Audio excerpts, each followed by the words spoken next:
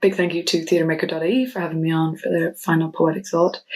I chose the poem I did because the poet has been on my mind a lot recently. As of the last month, they came out as non-binary and changed their pronouns, and I think in such intolerant times it was a real moment of joy and celebration on my feed, so that really stuck with me. I think it's also a very pertinent poem for an episode about Dublin Fringe and for all of us who are looking forward to getting back to live theatre, whether seeing it or being in it. I think it's good to be reminded of the good, the bad and the ugly and all that. So it's a poem about the feeling when you come off stage and when you're still waiting to go on because it doesn't really stop. So this is After Show Party by Kae Tempest.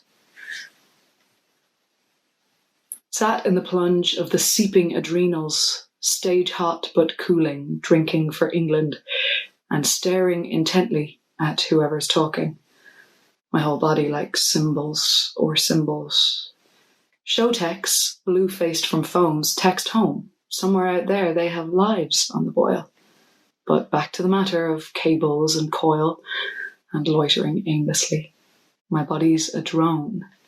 A dream of a time, of blossom by water, to walk from my door without chug-sickened A-roads.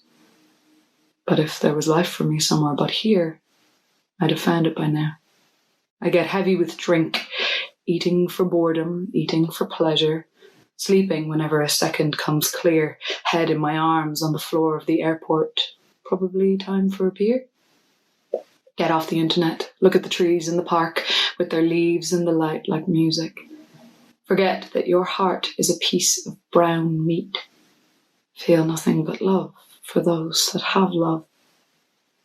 But if you are a human with a terrifying beauty who could make a mess of a mess like me, if everything is music and you like seeing sunrise, getting stoned in bed and staring at the sea, please find me here beside the stage.